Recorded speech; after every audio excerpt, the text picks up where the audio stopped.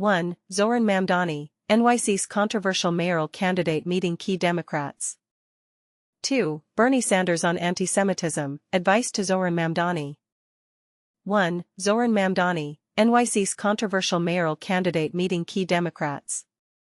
In a significant move that could shape the future of New York City's political landscape, Zohran Mamdani, a Democratic socialist candidate for mayor, is actively seeking crucial endorsements as the November election approaches. This Friday, Mamdani is set to engage in discussions with House Minority Leader Representative Hakeem Jeffries, a prominent figure in the Democratic Party, in Brooklyn. However, Jeffries has remained tight-lipped about whether he will endorse Mamdani, stating, "As has been the case with every single high-profile endorsement decision that I've made in the past, I have a sit-down conversation, and then I take it from there," during a press briefing on Thursday.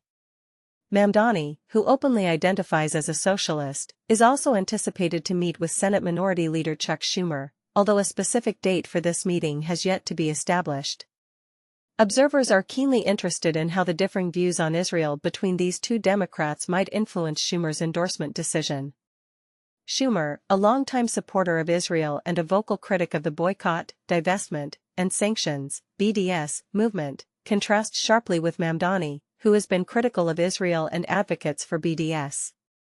Mamdani has faced considerable scrutiny for his remarks regarding Israel, including his reluctance to affirm Israel's right to exist as a Jewish state and his initial hesitance to denounce the phrase, "globalize the Intifada." Recently, however, he has begun to distance himself from this controversial phrase.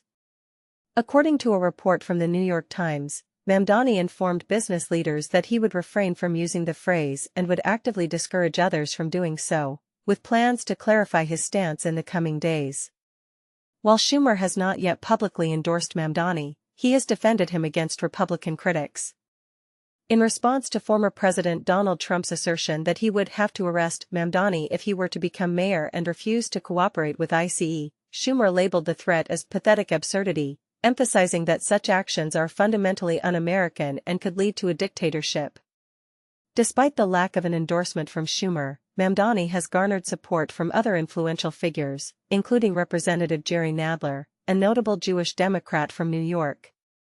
This meeting with Jeffries follows Mamdani's recent trip to Washington, D.C., where he participated in a breakfast event hosted by Representative Alexandria Ocasio-Cortez and interacted with key players in the Democratic Party. Following this, he received the endorsement of Representative Ro Khanna, who is the ranking member of the House Armed Services Committee, who described Mamdani as a very charismatic, relatable person. Mamdani is navigating a competitive race against former New York Governor Andrew Cuomo and current New York City Mayor Eric Adams, both of whom are running as independents, alongside Republican candidate Curtis Sliwa. As the election draws near, the dynamics of these endorsements and the candidates' positions on critical issues will undoubtedly play a pivotal role in shaping the outcome of the mayoral race. 2. Bernie Sanders on anti-Semitism, advice to Zohran Mamdani. What Bernie Sanders told Zohran Mamdani about anti-Semitism and pushing back on Democratic leaders. CNN. 4 years ago, when Eric Adams won the New York City mayoral primary, https://www.cnn.com/2021/06/politics/NYC-mayoral-results, he was invited to Washington by then-Speaker Nancy Pelosi to speak to the House Democratic Caucus, which the chair of the House Democrats' campaign arm hailed as a model for campaigns across the country. The invitation was extended to Mamdani, who had just won his own primary, https://www.cnn.com/2025/07/01/politics/Mamdani-new-york-ranked-choice-voting, and was set to travel to Washington for a 4-hour trip. No meetings were arranged with senior Democratic leaders. At 33, Mamdani, a Democratic socialist, had breakfast with House Democrats before a private strategy session with Vermont Senator Bernie Sanders, a key supporter before his stunning primary victory. However, party leaders and swing district lawmakers kept their distance, wary of his policy ideas and Republican plans to position him as a national foil, https://www.cnn.com/2025/06/26/Stephanic-Republicans-New-York. Sanders urged Mamdani to be firm in calling for Democratic leaders to rally behind him but also to address his comments on Israel more carefully.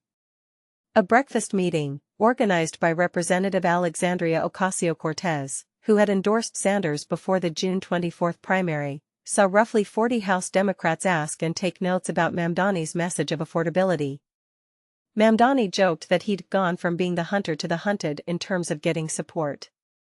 California Representative Sidney Kamlager-Dove, still munching on a spinach pastry, smiled as she headed to her car. She noted her takeaway was about not being distracted by the culture wars Republicans inevitably want to stoke. Most New York Democrats skipped the meeting, including House Minority Leader Hakeem Jeffries, who hasn't endorsed Mamdani but plans to meet him in Brooklyn on Friday. Some members joked privately to CNN that their invitations likely got lost. Others blamed scheduling conflicts.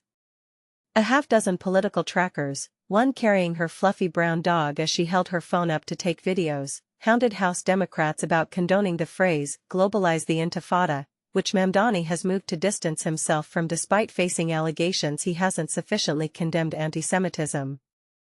Yet even as some, like California Representative Mark Takano, walked out of seeing Mamdani already embracing his far-left ideas, Representative Tom Suozzi, representing a swing district on Long Island, was blunt in an interview with CNN, "I'm a democratic capitalist, not a socialist. Mamdani's tax-raising philosophy would make NYC less attractive than it is now."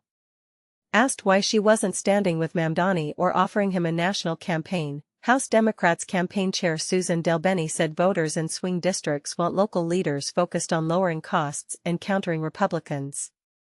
Voters in places like Arizona and Iowa aren't thinking about who the mayor of NYC may be, she added. Sanders' advice to Mamdani included addressing criticisms of billionaires' attacks on his campaign via super PACs and independent expenditures. He urged to call out oligarchs but also to avoid unilaterally disarming via his own PAC.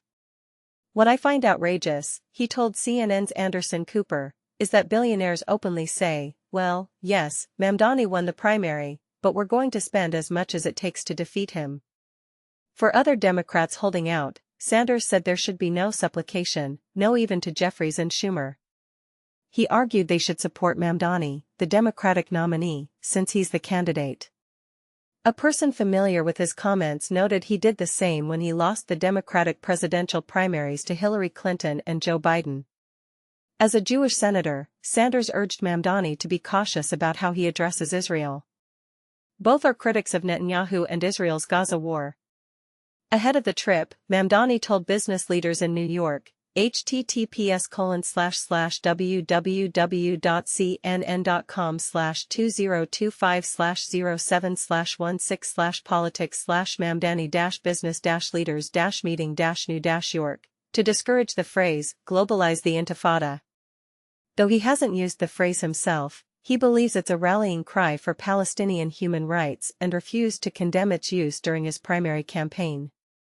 Sanders advised Mamdani to explain his criticism isn't anti-Semitic and to avoid appearing to minimize fear Jews feel toward hate. Afterward, they talked outside for photos, with Sanders posting them and Mamdani resharing them. "Bernie may be the great senator from Vermont," Mamdani wrote. "But he's Brooklyn through and through." Jeffries and Mamdani will soon meet in NYC.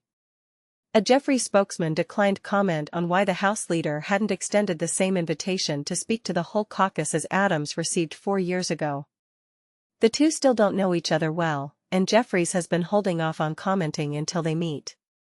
Asked how the candidate felt about not getting an invitation, a Mamdani spokesperson pointed to earlier comments saying he's looking forward to their Friday meeting and that they had already connected about tackling the city's affordability and immigrant rights crises.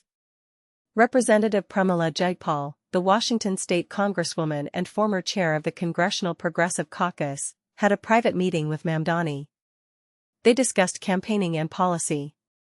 Jayapal noted how younger staffers in her office and hallway responded to seeing him, many approached him or took photos. "Everyone has to go through their own processes," she said. But people have to recognize what an incredible campaign he ran and what an incredible campaigner he is. I hope everyone gets on board quickly. Representative Nicole Maliotakis, the only Republican member of Congress from NYC, was happy Mamdani was in the Capitol. She argued that Democrats near him are revealing their own fears. The radical left and the socialist wing of the Democratic Party is moving everybody to the left, she said. These folks who are supposedly centrists are afraid of their shadow, so they're just going along for self-preservation. This story has been updated with additional details about Sanders' public comments on Mamdani. CNN's Manu Raju contributed to this report.